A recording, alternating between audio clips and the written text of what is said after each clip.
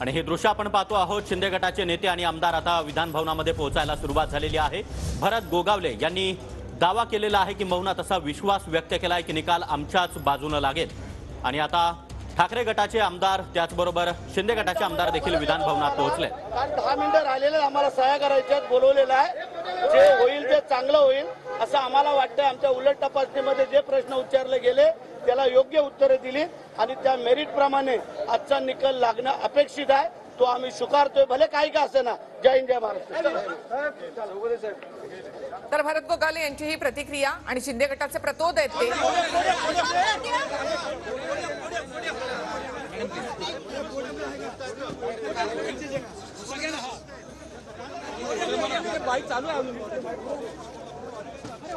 तर संजय शिरसाट हे देखील आता विधान भवनामध्ये पोहोचलेत। काही वेळापूर्वीच त्यांनी पत्रकार परिषद देखील घेतली होती आणि पुन्हा एकदा त्यांनी बहुमताचा मुद्दा या ठिकाणी मांडला होता।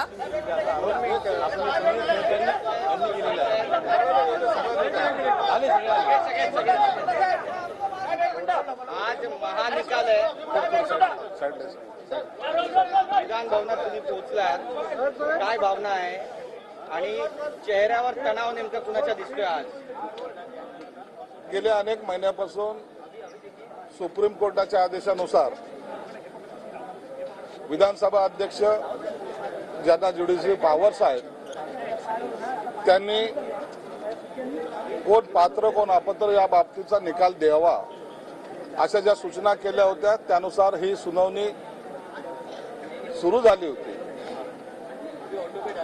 सुनावणी सुरू होण्याच्या पूर्वीपासून काही लोकांनी विधानसभा अध्यक्षावर अनेक प्रकारचे आरोप करायचा प्रयत्न केला होता आणि त्या प्रयत्न करण्यामागे किंवा हे निकाल लेट करतात हे असे अनेक आरोप झाल्यानंतर आज खऱ्या अर्थानं काही मिनिटांनंतर या निकालाचं वाचन सुरू होणार आहे।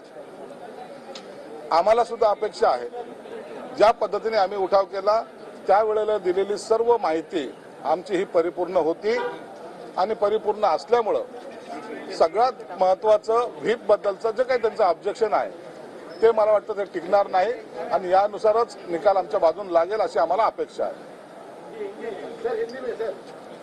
आज विधानसभा अध्यक्ष के पास कुछ ही समय के बाद बहुत महीने से चलने वाला